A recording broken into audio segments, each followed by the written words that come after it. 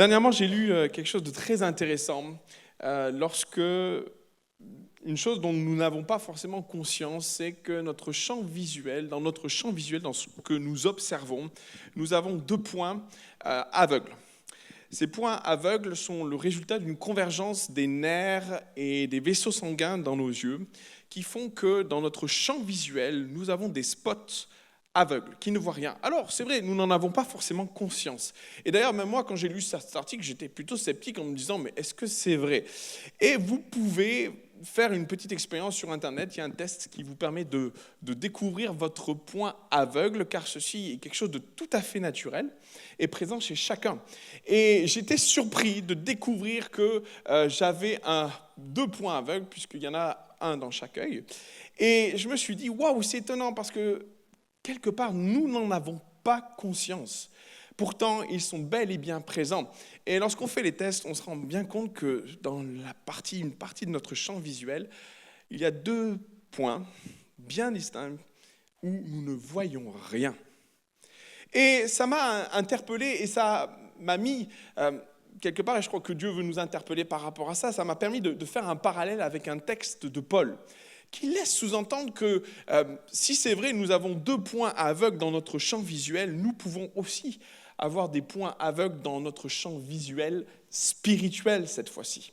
Et Paul introduit cette réflexion au travers d'un texte, une introduction, même, je vais dire une prière. Et Paul va s'adresser à l'église d'Éphèse au travers d'une prière où, quelque part, il éveille notre intelligence, où il éveille notre pensée au fait que nous pouvons avoir dans notre champ visuel, spirituel, des spots aveugles.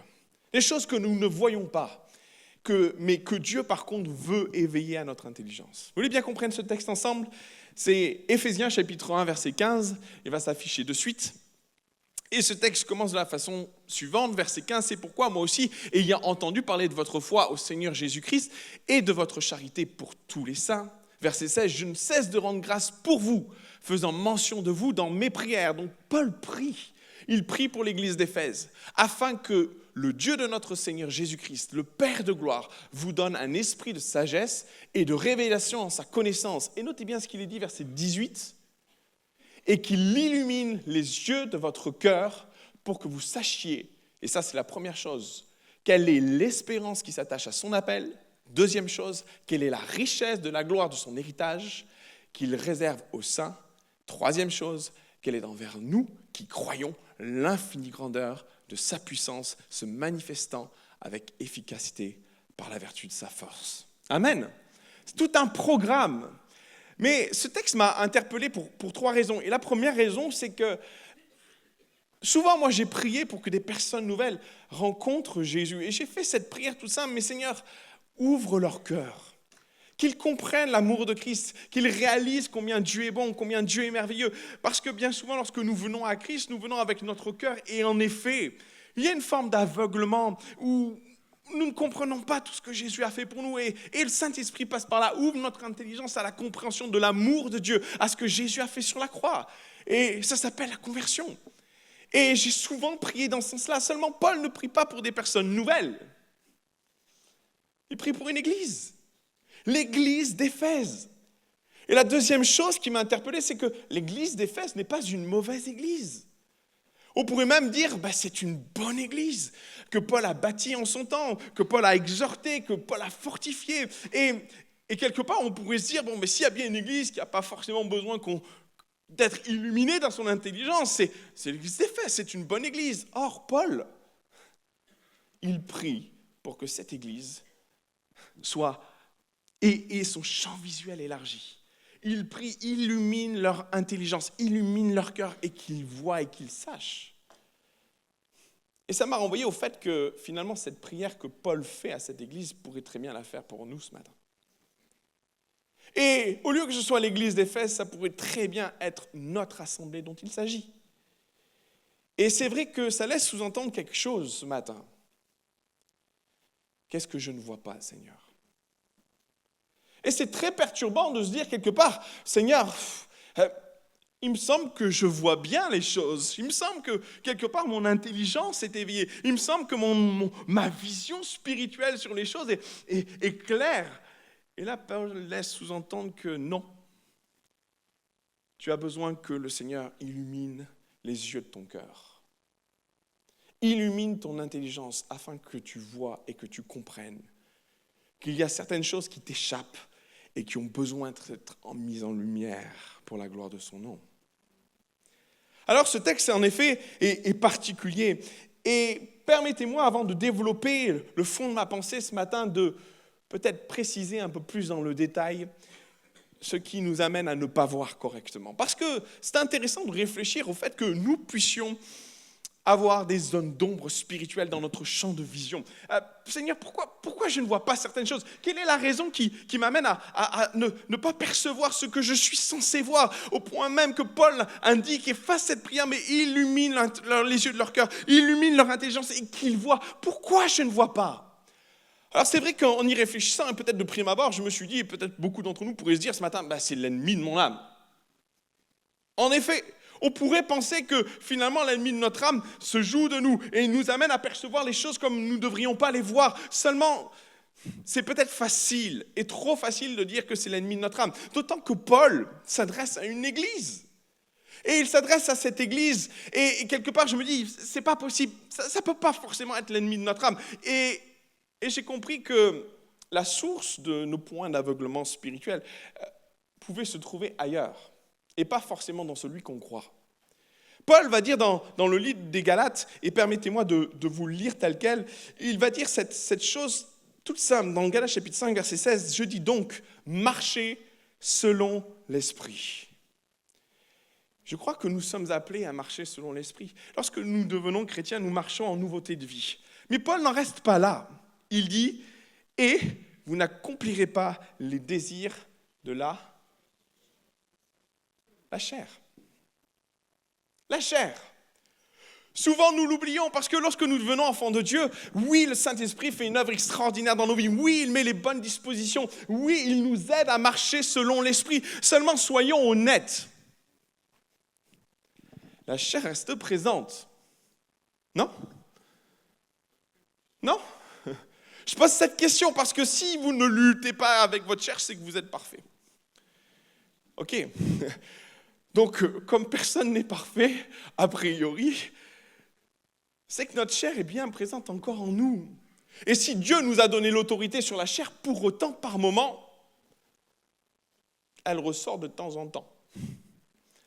Et elle ressort, et c'est vrai, elle ressort de façon plus subtile qu'on le pense, parce que quand Paul parle des désirs de la chair, il parle de l'ivrognerie, du mensonge et de tout un tas de choses évidentes. Seulement, lorsque nous marchons selon l'Esprit, par moments, la chair sort de manière plus subtile. Elle jaillit de temps en temps. Et quelque part, ça nous met mal à l'aise. Mais Seigneur, regarde, j'ai encore à lutter avec ma chair. Et oui, lorsque nous serons au ciel, nous serons débarrassés d'elle. Amen. Mais aujourd'hui, nous avons encore à lutter avec elle et elle sort de temps en temps. Et permettez-moi de vous dire qu'elle sort de façon particulière et elle sort des fois au travers de ces points aveugles dans nos vies spirituelles. Notre chair se manifeste par moments dans notre marche avec Christ, avec ces points aveugles, ces éléments qui dans notre champ visuel font que nous ne voyons pas les choses comme nous devrions les voir. Et finalement, nous ressemblons à des personnages bibliques que j'aimerais partager avec vous simplement des exemples qui vont nous aider à comprendre en quoi notre chair par moments jaillit dans nos vies spirituelles au travers de points d'aveuglement dans nos vies. Alors le premier exemple que je voudrais laisser, et c'est un exemple évident, nous le connaissons tous, nous connaissons l'histoire de cet homme, c'est le serviteur d'Élisée, qui un matin va se lever et tout affolé parce qu'il va voir l'armée syrienne autour de lui. C'est dans le livre de 2 Rois chapitre 6. Et rappelez-vous ce contexte, le roi syrien en a marre d'Élisée, parce qu'Élisée voit toujours les choses arriver avant même qu'il prenne une décision, alors ça l'agace. Du coup, le roi syrien décide, on va se débarrasser d'Élisée, comme ça va nous faciliter le travail. Seulement, Élisée a un Dieu puissant et fort à ses côtés. Et pendant la nuit, le roi syrien envoie son armée, entoure la ville, assiège la ville. Le matin, le serviteur d'Élisée se lève. Et qu'est-ce qu'il voit? L'armée syrienne entourer la ville où se trouve Élisée. Et ce serviteur tout affolé qui ne voit que cette armée va voir son maître et va lui dire ceci. Ah mon Seigneur, comment ferons-nous? Je ne sais pas, c'est une prière que quelque part, nous avons tous fait, soyons honnêtes. C'est une prière d'un serviteur qui va voir Élisée. Et Élisée est vraiment l'image du Saint-Esprit. Et bien souvent, moi, j'y vois Jésus dans cet homme extraordinaire qui était Élisée. Et souvent, je me suis retrouvé auprès de Jésus face aux situations, face à l'armée syrienne qui m'entoure, face aux difficultés qui sont les miennes et qui font pression dans ma vie spirituelle, en disant, mais Seigneur, comment je vais m'en sortir? Comment on va faire, Seigneur? Ça vous est arrivé? Ah, moi, ça arrive plein de fois. Et face à cette situation où on est entouré, où l'ennemi est là et nous encercle et fait pression dans nos vies spirituelles, oui, devant le Seigneur, dans nos temps personnels, on répand notre cœur et on dit, mais Seigneur, mais comment on va s'en sortir? Un petit peu à l'image de ce serviteur. Et vous savez, Dieu est bon, Dieu est fidèle, il parle. Et quand on est pris dans cette tenaille spirituelle, Dieu nous parle et Élisée va parler à son serviteur. Il va lui dire ceci, verset 7. Et Élisée répondit, ne crains point, car ceux qui sont avec nous sont en plus grand nombre que ceux qui sont avec eux. Amen. Dieu nous parle au travers de sa parole, au travers de dons spirituels, au travers de frères et de sœurs, au travers de choses que l'on reçoit. On vient dimanche matin, on est pris dans la tenaille. Dieu nous parle, Dieu. Mais ceux qui sont avec toi sont en plus grand nombre que ceux qui sont contre toi. Amen. On repart du culte boosté. Et puis le lundi matin, on arrive au boulot. Et puis on retrouve l'armée syrienne qui nous attend. Exemple. Et là, vous savez, vous avez un gros conflit. Quand je vous parlais de lutte avec notre chair, quand notre chair vient à sortir, quand nos yeux charnels voit l'armée syrienne, et quand notre foi entend la parole qu'on a reçue le lendemain, ceux qui sont contre nous sont en moins grand nombre que ceux qui sont avec moi. Amen, merci Seigneur. Seulement, voyez, on vit ce conflit intérieur. Merci pour ta parole, Seigneur, mais l'armée syrienne, elle est bel et bien là. Quand nos yeux charnels ne voient pas ce que nos yeux spirituels devraient voir, quand bien même des fois Dieu nous parle, quand bien même des fois Dieu nous encourage, au travers de sa parole, au travers de tout ce que l'on reçoit, nos yeux de la foi, eux, sont aveugles. Ils ne voient pas. Ils ne voient pas les choses comme on devrait les voir. Ils ne voient pas ce que nous devrions voir spirituellement. Nous sommes aveuglés. Nous avons un spot, nous avons un point d'aveuglement spirituel qui fait que, même si nous recevons une parole de la part de Dieu, nos yeux de la foi sont fermés et notre chair combat et lutte avec nos yeux spirituels. Et ce qui en ressort finalement, c'est que par moments, ce sont nos yeux de la chair qui gagnent cette lutte. Vous la voyez jaillir ? La chair dans nos vies, quand bien même Dieu nous parle, ça ne suffit pas. C'est notre chair qui prend le dessus. Mais il y a une chose extraordinaire dans ce texte, et j'aime ce texte parce que, vous savez, Élisée, c'est nous. Le serviteur d'Élisée, c'est nous. Et Élisée voit son serviteur perdu, voit que la parole qu'il lui a donnée ne suffit pas. Alors qu'est-ce qu'il fait ? Élisée pria et dit, Éternel, ouvre ses yeux pour qu'il voie. Et l'Éternel ouvrit les yeux du serviteur qui vit la montagne pleine de chevaux et de chars de feu autour d'Élisée. Amen. Les yeux de sa foi se sont ouverts. Et c'est la prière de Paul à l'église d'Éphèse. Permettez-moi de revenir sur notre texte d'introduction où Paul va dire, mais Seigneur, il priait Jésus, il priait le Père dans les cieux pour qu'il illumine les yeux de nos cœurs, pour que nos yeux s'ouvrent, que notre intelligence s'ouvre à ce que nous ne voyons pas, à l'invisible. Et il va le dire de la façon suivante, il prie, il dit, illumine les yeux de leur cœur afin qu'ils sachent, afin qu'ils voient. Et je me suis permis de l'inscrire juste en dessous, quelle est envers nous qui croyons l'infinie grandeur de sa puissance. Par moments, nos yeux de la foi ne sont pas capables de voir la puissance de Dieu, qui se manifeste au travers de l'invisible. Et ma conviction, bien souvent, mes frères et sœurs, Dieu veut ouvrir nos yeux sur l'invisible pour que nous puissions vivre l'extraordinaire.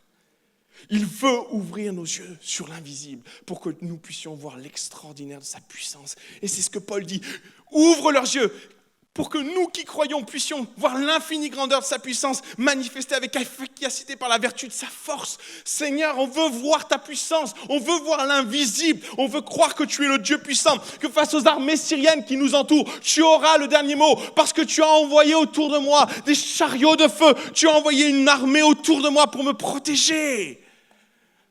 C'est tout. Moi, je suis émerveillé de savoir que Dieu met autour de moi une armée, mais que mes yeux de la chair ne peuvent discerner, ne peuvent voir. Aussi, la prière de Paul a tellement de sens. Seigneur, ouvre les yeux de mon intelligence, ouvre les yeux de mon cœur, que je puisse voir, Seigneur, ton armée de feu autour de moi. Seigneur, je ne veux pas rester aveugle, mais que mes yeux s'ouvrent et que face à l'armée syrienne, les yeux de ma foi puissent voir la grandeur, la puissance et la force de l'Éternel Dieu des armées. Amen.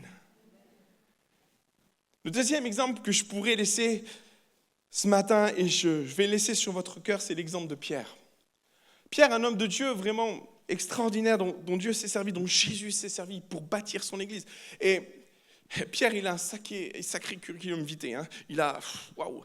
Et quand je lis l'histoire de Pierre, souvent, je suis interpellé d'une histoire en particulier dans les Écritures. Cette histoire, nous la retrouvons avec Pierre qui est sur le toit d'une maison, il est chez Simon. Et là, Dieu va lui parler d'une façon extraordinaire. Il va le plonger dans une espèce de rêve, de songe. Et il va lui montrer certaines choses. Il va lui montrer une chose extraordinaire, une nappe avec des animaux dedans.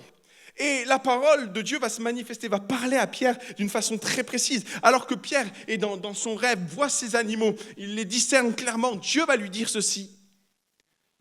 Il entendait une voix qui disait « Lève-toi Pierre, tue ces bêtes et mange-les ». Et voyez la réaction de Pierre, verset 14, cet homme de Dieu, juste extraordinaire, inspiré. Qu'est-ce que va dire Pierre ? Au nom Seigneur. Peut-être on pourrait mettre en question le fait que Pierre ne voit pas dans la personne qui s'adresse à lui Dieu. Or, le texte est clair. Il sait que Dieu est en train de lui parler.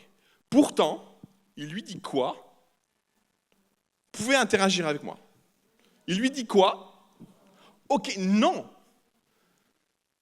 Il est un homme de Dieu inspiré. Il lui dit non. Waouh. C'est pas tout. Il lui dit « Non, Seigneur, répliqua Pierre, car jamais de ma vie je n'ai rien mangé de souillé ou d'impur. » Verset 15. Mais la voix reprit et dit « Ce que Dieu, là c'est clair, c'est le Dieu qui lui parle, ce que Dieu a déclaré pur, ce n'est pas à toi. Petit Pierre, tu es gentil, hein, tu peux avoir tes idées, tes opinions, mais moi, ce que je déclare pur, c'est pas à toi de le déclarer impur. » Vous me suivez ? Verset 16. Par 3 fois, cela se renouvela. Par 3 fois, tout en sachant ce que Dieu venait de lui dire, il va dire non. Et ça se renouvela. Puis la nappe disparut dans les cieux. Waouh!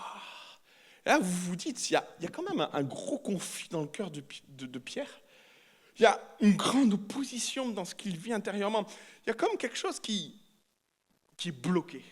Sa perception des choses, sa vision des choses se confronte à la parole que Dieu est en train de lui laisser sur son cœur. Et ça se confronte tellement dans le cœur de Pierre que la suite du texte va dire quelque chose. Et si vous avez le texte sous vos yeux, voici ce qu'il est dit au verset 17.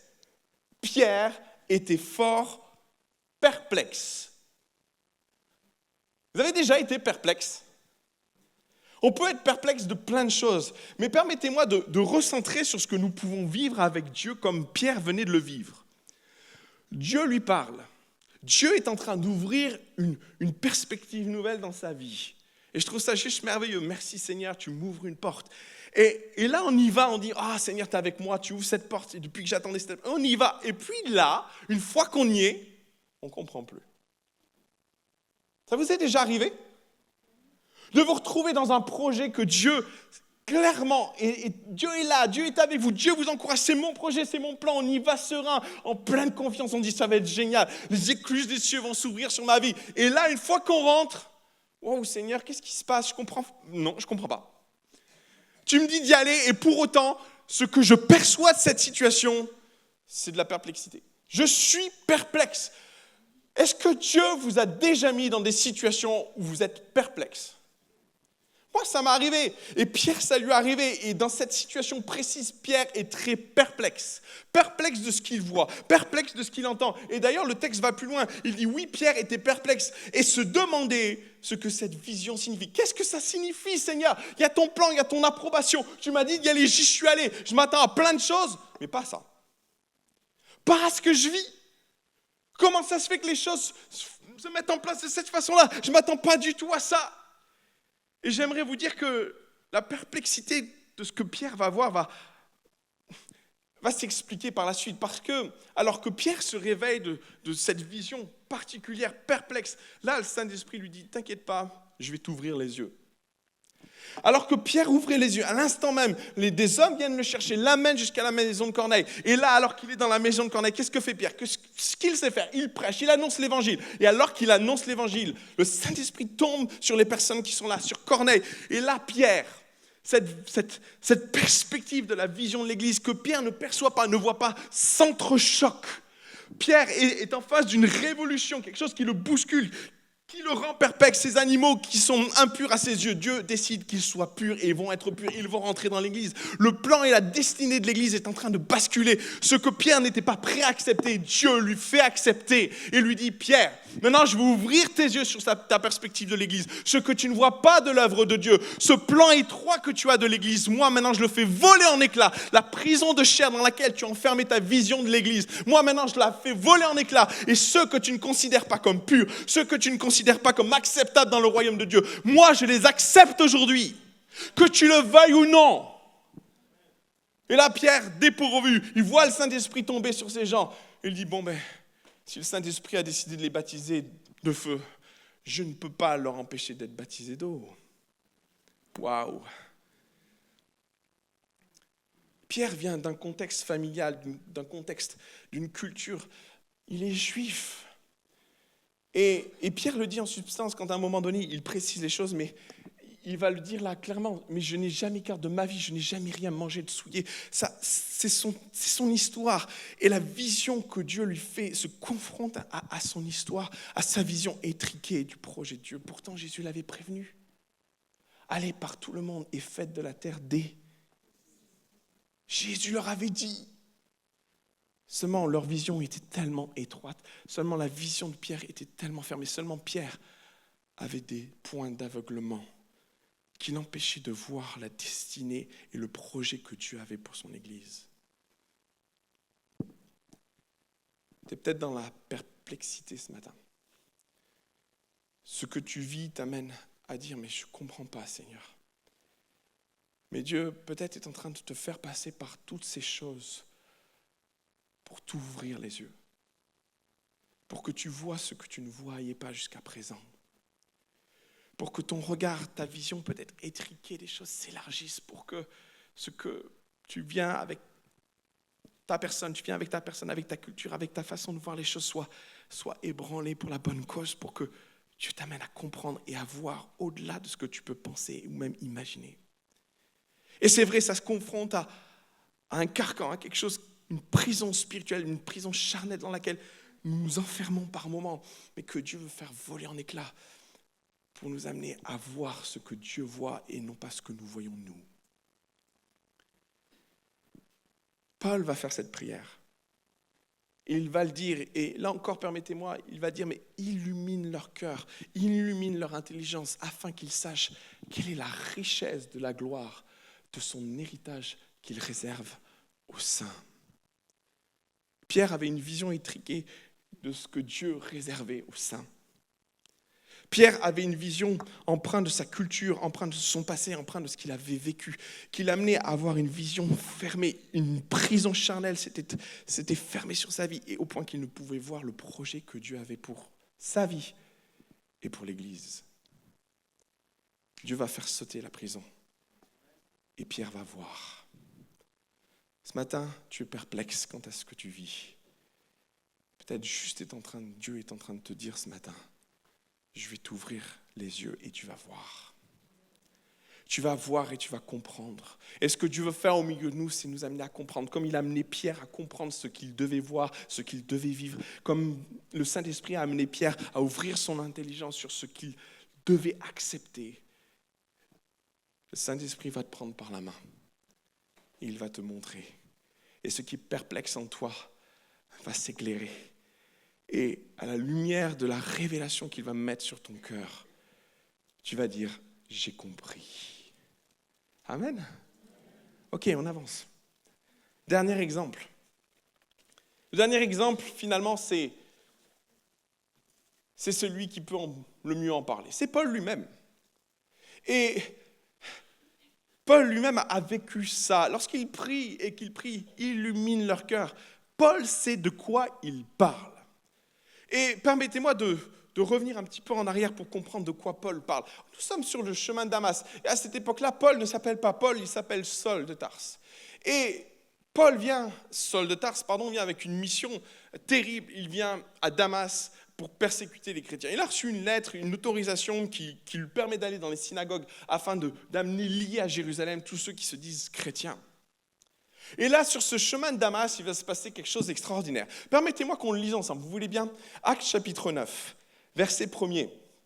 Voici ce qu'il nous y dit. Cependant, Saul respirait encore la menace et le meurtre contre les disciples du Seigneur Jésus-Christ, se rendit chez le souverain sacrificateur et lui demanda des lettres pour les synagogues de Damas, afin que, s'il trouvait des partisans de la nouvelle doctrine, hommes ou femmes, il les amenât liés à Jérusalem. Voilà, comment nous présente Paul ? Il est chargé. Verset 3, comme il était en chemin et qu'il approchait de Damas, tout à coup, une lumière venant du ciel resplendit autour de lui. Il tomba par terre et il entendit une voix qui lui disait « Saul, Saul, pourquoi me persécutes-tu » Et on va rester là quelques instants. Regardez ce que Paul dit à l'église d'Éphèse. Verset 18. « Et qu'il illumine les yeux de votre cœur pour que vous sachiez quelle est l'espérance qui s'attache à son appel. » Paul parle de ce qu'il a vécu des années avant. Son intelligence sur la route de Damas s'est ouverte. Il a compris que celui qu'il persécutait était celui qu'il pensait servir. Et il l'exprime d'une façon claire parce qu'il est une réalité qui ne peut pas nous échapper ce matin. Quant à Paul et quant à cette personnalité, quant à Saul de Tarse, dès sa naissance, avait été mis à part pour Dieu. Et il y avait un zèle dans son cœur, même s'il était du mauvais côté de la barrière, il y avait un zèle pour Dieu. Et il pensait faire les choses sincèrement pour Dieu. Il avait un désir de servir Dieu, mais un désir mal canalisé, un désir mal orienté, un désir mal éclairé, un désir dans l'obscurité, un zèle dans l'obscurité, et parfois pire que le reste. Chez Paul, il y avait un feu. Chez cet homme, chez Saul de Tarse, sur ce chemin de Damas, il y avait un feu. Croyant servir Dieu, il le combattait, mais il était zélé pour Dieu. Il y avait quelque chose sur son cœur pour le service pour Dieu. Il le faisait de tout son cœur, mais de tout son cœur, complètement à côté de la plaque. Et vous savez, il y a une chose qui est très importante. On peut être zélé pour Dieu, mais ce zèle est un feu qui nécessite d'être canalisé à la lumière de ce que Dieu veut nous dire.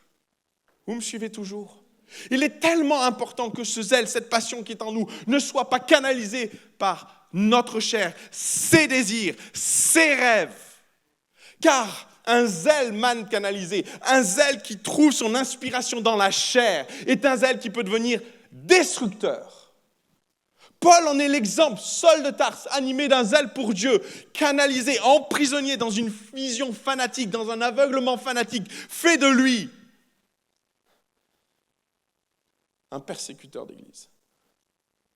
Et là, on se dit, mais Seigneur, est-ce possible ? Comment est-ce possible qu'un homme comme Paul, un homme percé dans les Écritures, qu'un homme comme Saul de Tarse enseignait, plongeait continuellement, il connaissait les Écritures par cœur, il a été formé à l'une des plus belles écoles bibliques de l'époque, au pied de Gamaliel. C'était, waouh, t'as été à l'école de Gamaliel, waouh. Et pour autant, être aveuglé, parce qu'emprisonné dans une vision charnelle, le conduisant à du fanatisme, tuant, emprisonnant, brisant des familles. Sur ce chemin de Damas, comme Paul le dit, ses yeux vont être illuminés. Son intelligence va s'ouvrir. Il va se passer quelque chose d'extraordinaire et ça va être d'une d'une rapidité absolue. Regardez ce qui se passe. Il tombe par terre. Il entendit une voix qui lui dit « Saul, Saul, pourquoi me persécutes-tu » Il répondit « Mais qui es-tu, Seigneur ?» Et le Seigneur dit « Je suis Jésus que tu persécutes. Il te serait dur de regimber contre les aiguillons. » Tremblant et saisi d'effroi, il dit « Seigneur, que veux-tu que je fasse ?» Il a compris. Vous savez, c'est un reboot. Je ne sais pas si vous connaissez ce terme. C'est à un moment donné, on reprend tout à zéro, la programmation. Il y a quelque chose qui a coincé dans sa vision, dans ce qu'il avait reçu, dans ce qu'il a appris, dans ce qu'il comprenait, dans la vision qu'il avait. Parce qu'il a été illuminé par la personne de Christ, il a vu qui était Jésus. Il y a un changement radical. Il a enfin compris ce qui l'aveuglait à sauter. Jésus, ce jour-là, sur la route de Damas, a brisé la prison d'aveuglement spirituel qui était sur sa vie. Et là, c'est la révélation. Et dans les mots de Paul, ça ne transparaît pas, mais quand Paul dit « Seigneur », il abdique. Et celui qu'il combattait finit par devenir son maître. Il dit « Seigneur, que veux-tu que je fasse ?» Il s'abandonne. Et là, on voit que la révélation prend toute son ampleur. Son intelligence est enfin éveillée. Il est éclairé. Et ce zèle passionné trouve enfin son sens dans la vision que Dieu voulait lui donner. Amen. Et celui qui persécute l'Église va devenir le champion de l'Évangile. Waouh! Mais combien un zèle, mes frères et sœurs, mal canalisé, mal conduit, mal inspiré, peut être une arme de destruction. Et par moments, on reçoit des choses de la part de Dieu. C'est peut-être ton sentiment ce matin. Le zèle est en toi. Mais il y a une frustration qui est là présente parce que ce zèle a été plus destructeur que quelque chose qui a construit. Et Dieu veut éclairer ton intelligence, comme Paul va le dire dans sa prière.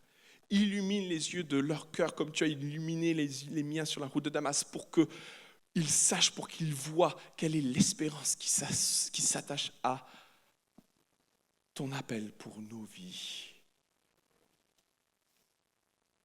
Quel est ton appel pour ma vie ce matin? Seigneur, que veux-tu que je fasse? Et Dieu va lui parler, va lui dire, oui, on va t'amener à Damas. Et à Damas, on te donnera les informations. Et c'est là que Paul va rencontrer Ananias. Et c'est là que Paul va prendre connaissance par révélation de ce à quoi Dieu l'appelle.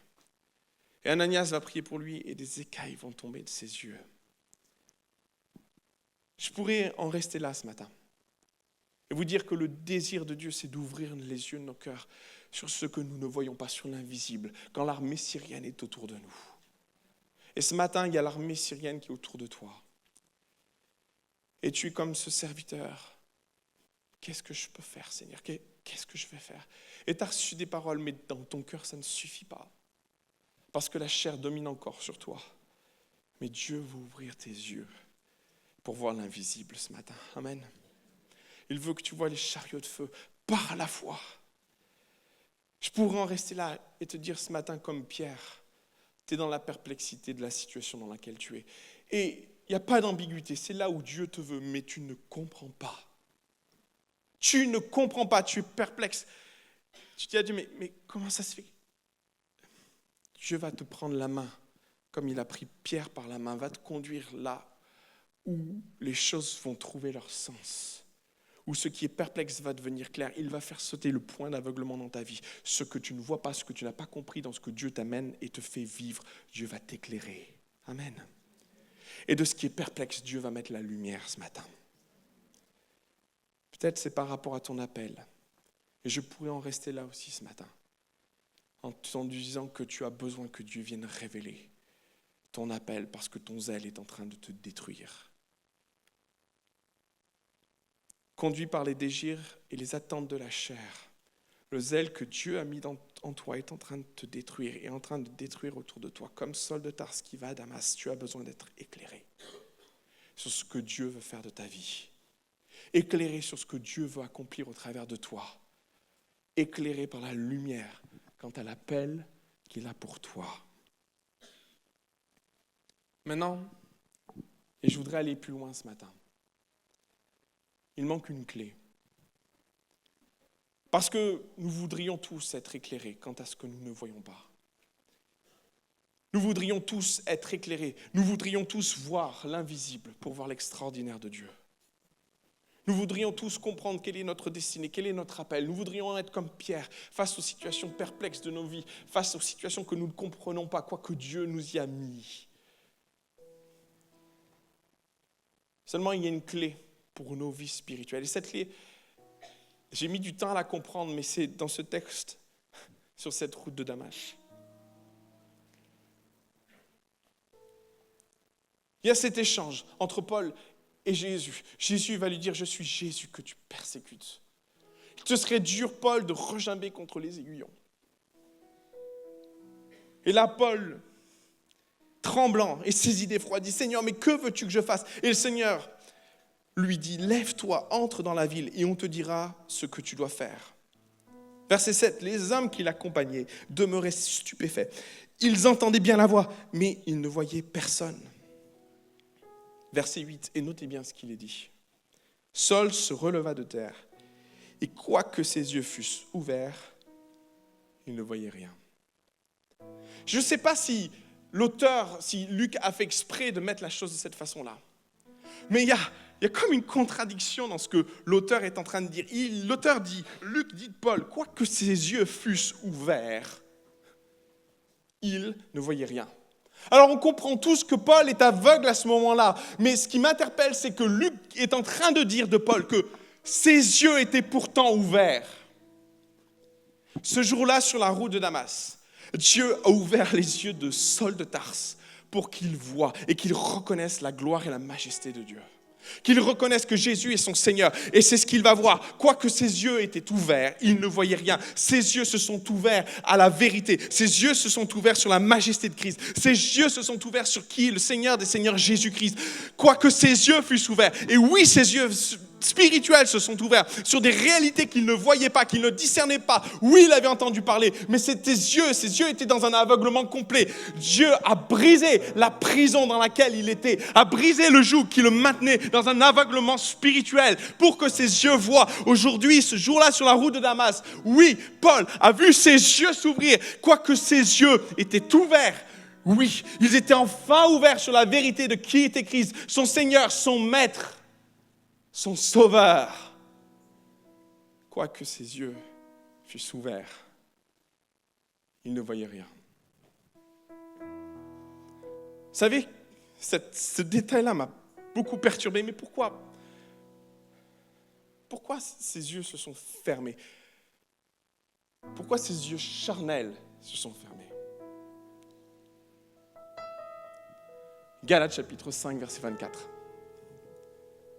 Ceux qui sont en Jésus-Christ, vous voulez bien lire avec moi ça? Ceux qui sont en Jésus-Christ ont crucifié la chair avec ses passions et ses désirs. Sur cette route de Damas, Jésus a ouvert les yeux de Paul, ses yeux spirituels, mais il a crucifié la chair.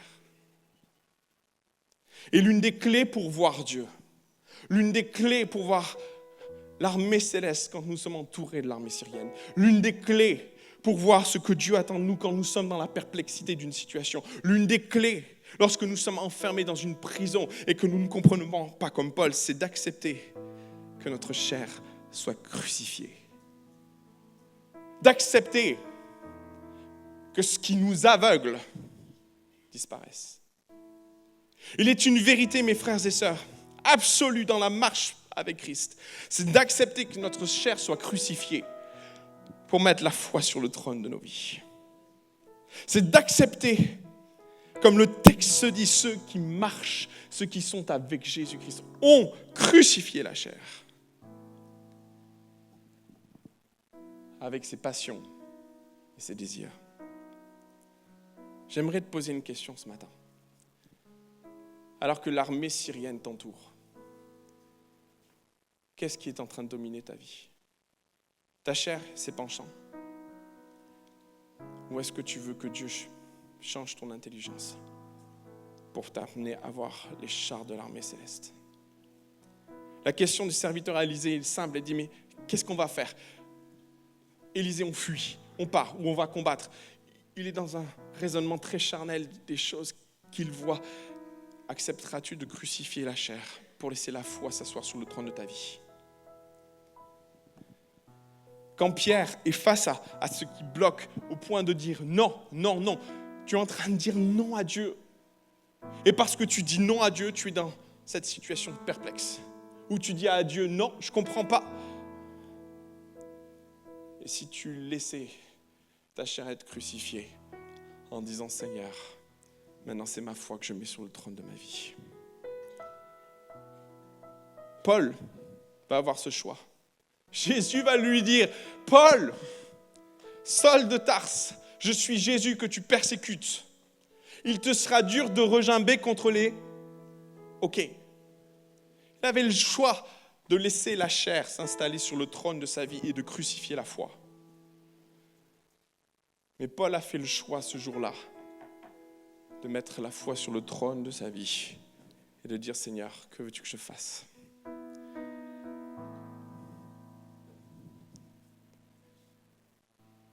Dieu veut ouvrir les yeux de nos cœurs ce matin.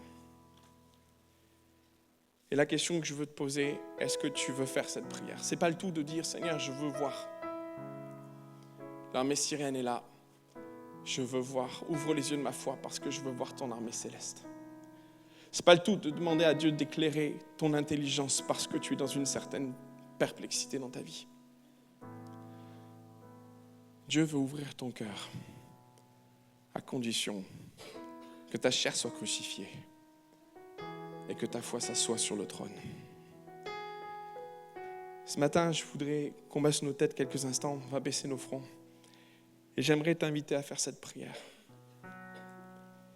Seigneur, ouvre les yeux de mon cœur. J'ai besoin de voir l'armée céleste. Dans la situation dans laquelle je suis, j'ai besoin de voir les chariots de feu. J'ai besoin de voir ton armée m'entourer. L'armée syrienne t'accable.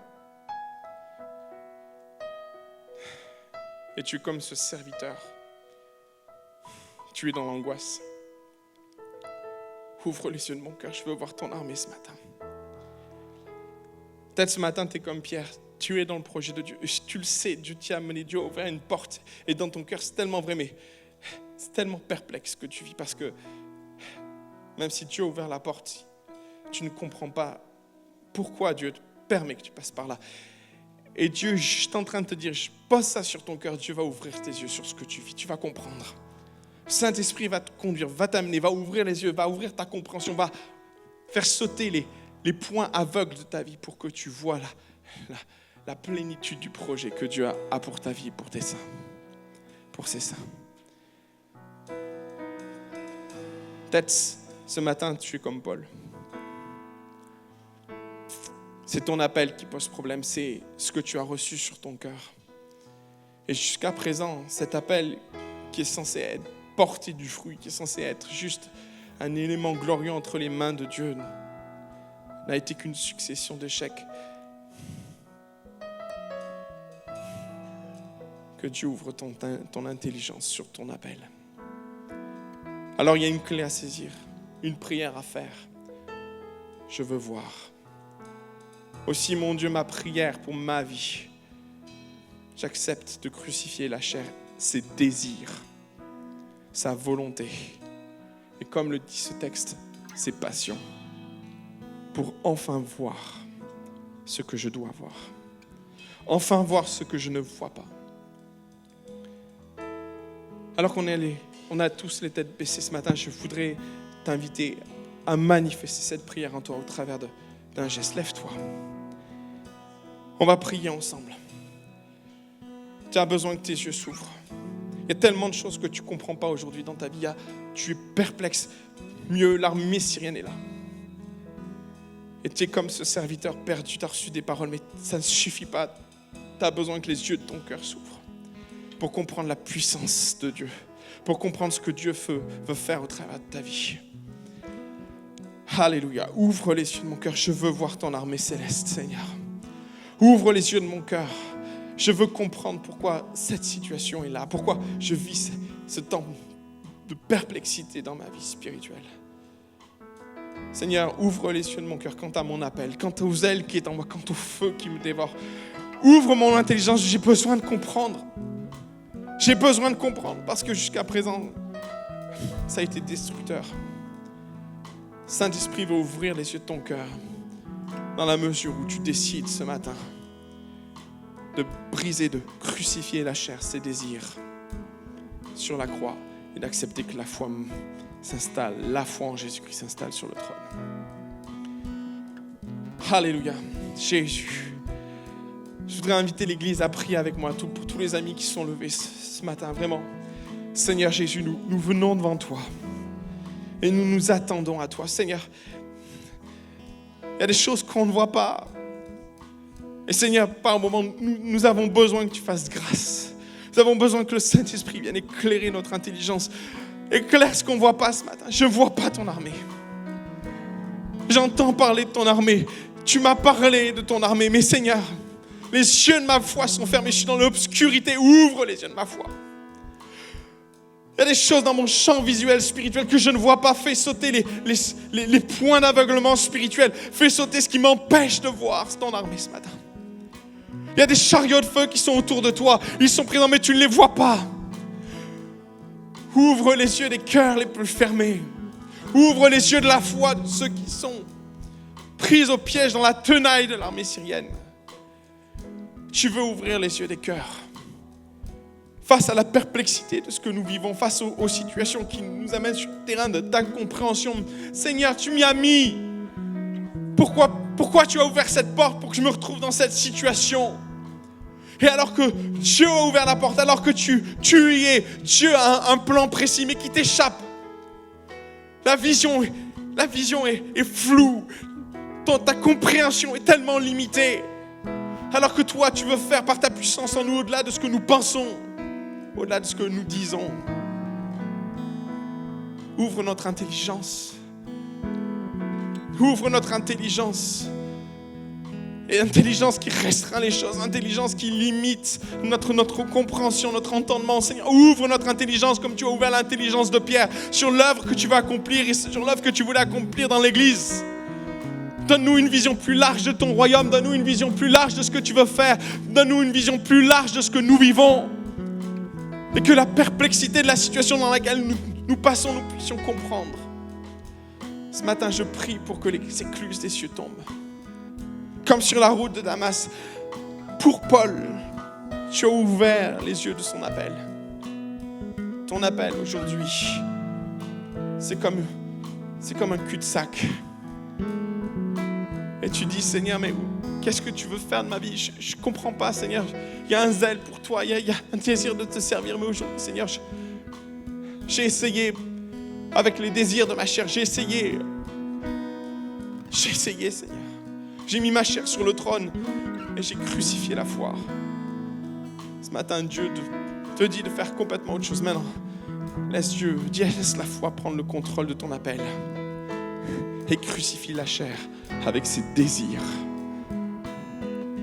Au nom de Jésus.